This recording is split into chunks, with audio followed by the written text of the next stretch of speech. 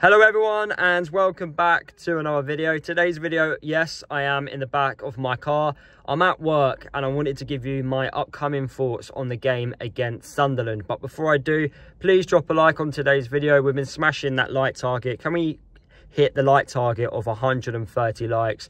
The reason why I ask, guys, it makes the videos perform better on YouTube. So please, can we smash that 130 like target? And yeah, drop a comment on your thoughts on this game against Sunderland. And if you're new to the channel, please subscribe. So, Luton versus Sunderland. We go into this game with a bit of confidence, with the momentum from winning the derby game against Watford. It just wasn't a okay performance. It was a brilliant performance.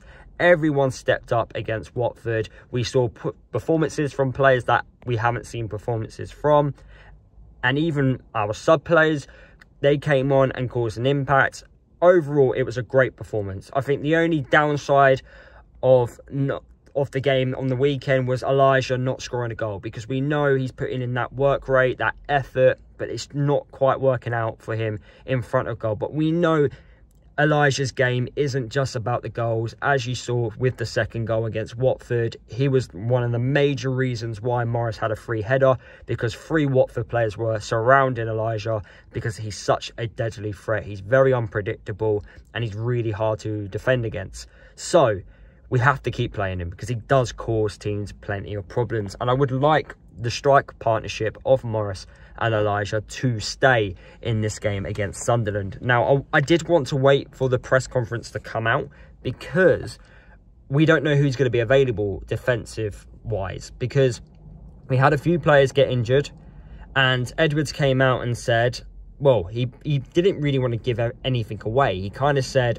one player from the game against Watford is not available for the game against Sunderland. And I feel like if you put your house on it, you're going to say it's Reece Burke, because he's the one that's always getting injured. So, yes, out of all the players, he's probably the one that's not available for this game against Sunderland. It's an interesting one. Do we carry on playing the same system that, well, the system that played against Watford? Or do we change it and help the players out who are suffering knocks and carrying injuries? Because I think the risk is, if we carry on playing the same system and we suffer more injuries against Sunderland, it could cause us more problems in the next upcoming games, because we do have games quick and fast.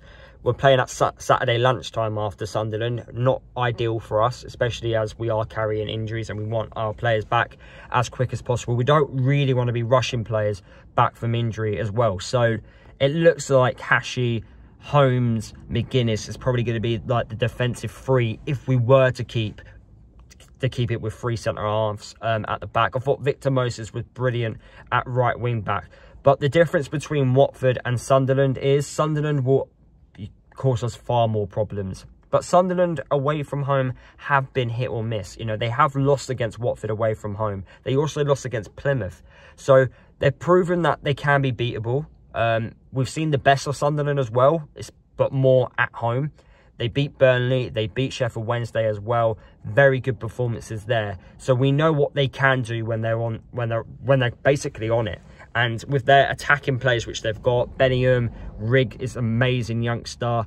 You've got Patrick Roberts as well. They've got players that could do the counter-attacking. They've got players that could dominate the ball. They've got players that can create opportunities.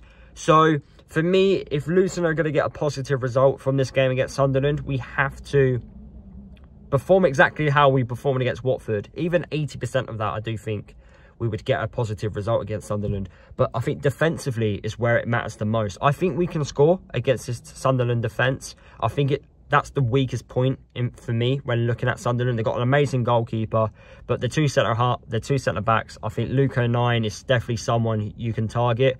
And against Morris and Elijah, I do think he's going to struggle, because it's little man versus 2 big, solid, aggressive centre-halves. And if they play how they played against Watford against him, he's going to have a long evening. So, yeah, I think defensively, Sunderland, they're weak. We can target the set pieces and dominate that type of area. But for me, it's more how well we defend.